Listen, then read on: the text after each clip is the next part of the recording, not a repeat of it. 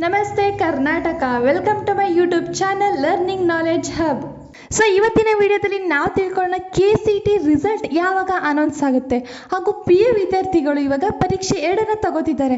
ಹಾಗಾದರೆ ನಿಮಗೆ ಡೌಟ್ ಇರಲೇಬೇಕು ಅಲ್ವಾ? ನಾವು ಈ ಕಡೆ ನೋಡಿದ್ರೆ ಇನ್ನೂ ಎಕ್ಸಾಮ್ ಬರೀತಿದ್ದಾರೆ, ಈ ಕಡೆ ನೋಡಿದ್ರೆ ಆಗಲೇ KCET ರಿಸಲ್ಟ್ ಅಂತ ಹೇಳ್ತಿದ್ದಾರೆ. ಯಾವ ಮಾರ್ಕ್ಸ್ನ ಹಾಗಾದರೆ ನಮಗೆ ಕನ್ಸಿಡರ್ ಮಾಡ್ತಾರೆ ಅಂತ ತುಂಬ ಕ್ವಶನ್ಸ್ ನಿಮ್ಮ ತಲೆಯಲ್ಲಿ ಕಾಡ್ತಾ ಇರುತ್ತೆ. ಆ ಎಲ್ಲ ಕ್ವಶನ್ಗೂ ನಾವು ಇವತ್ತಿನ ವಿಡಿಯೋದಲ್ಲಿ ಆನ್ಸರ್ನ ಕಂಡುಕೊಳ್ಳೋಣ. ಅದಕ್ಕೂ ಮುಂಚೆ ಈ ವಿಡಿಯೋ ನಿಮಗೆ ಇಷ್ಟ ಆದಲ್ಲಿ ಲೈಕ್ ಮಾಡಿ, ಇನ್ನಷ್ಟು ಹೆಚ್ಚಿನ ಮಾಹಿತಿಗಾಗಿ ನಮ್ಮ ಚಾನಲ್ನ ಸಬ್ಸ್ಕ್ರೈಬ್ ಮಾಡಿ ಆ್ಯಂಡ್ ನಿಮ್ಮ ಫ್ರೆಂಡ್ಸ್ಗೂ ಸಹ ಶೇರ್ ಮಾಡಿ, ಅವ್ರಿಗೂ ಹೊಸ ವಿಷಯಗಳನ್ನ ತಿಳಿಸಿ.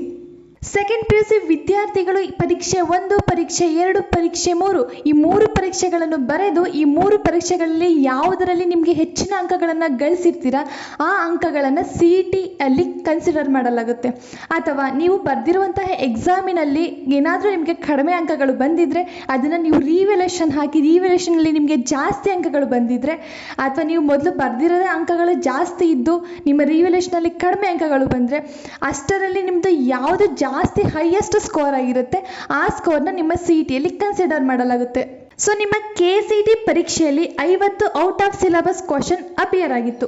ನಂತರ KCET ಎಕ್ಸ್ಪರ್ಟ್ ಅವರು ರಿಸರ್ಚ್ ಮಾಡಿ ಡಿಸ್ಕಸ್ ಮಾಡಿ ಆ 50 ಕ್ವಶನ್ನ ಕೈ ಬಿಟ್ಟು ಇನ್ನು ಉಳಿದು ಕ್ವಶನ್ಸ್ ಅಂದರೆ ನೀವೇನು ಬರೆದಿದ್ದೀರಾ ಅದರ ಆಧಾರದ ಮೇಲೆ ರಿಸಲ್ಟ್ ಅನೌನ್ಸ್ ಆಗುತ್ತೆ ಅಂತ ಹೇಳಿದರು. ಅದ್ರ ಜೊತೆಗೆ KCET ಫಲಿತಾಂಶದ ಬಗ್ಗೆನೂ ಹೇಳಿದರು. ಹಾಗಾದರೆ ರಿಸಲ್ಟ್ ಯಾವಾಗ ಕೊಡ್ತಾರೆ ಅಂದರೆ ರಿಸಲ್ಟ್ನ ಲಾಸ್ಟ್ ವೀಕಲ್ಲಿ ಕೊಡ್ತೀವಿ ಅಂತ ಹೇಳಿದ್ದಾರೆ. ಆ್ಯಂಡ್ ರಿಸಲ್ಟ್ ಅನೌನ್ಸ್ ಆದ ನಂತರ ಕೌನ್ಸಿಲಿಂಗ್ ವೆರಿಫಿಕೇಷನ್ ಅಂತ ಪ್ರೋಸೆಸ್ಗಳು ನಡೀತಾ ಹೋಗುತ್ತೆ. ಸೊ ಅದ್ರ ಬಗ್ಗೆನೂ ಅಪ್ಡೇಟ್ಸ್ ಕೊಡೋಣ. ಆ್ಯಂಡ್ ಈ ವಿಡಿಯೋನ ಲೈಕ್ ಮಾಡೋದನ್ನು ಮರೆಯಬೇಡಿ ಆ್ಯಂಡ್ ಸಬ್ಸ್ಕ್ರೈಬ್ ಮಾಡಿ ಅಂತ ಹೇಳ್ತಾ ಥ್ಯಾಂಕ್ ಯು ಸೋ ಮಚ್.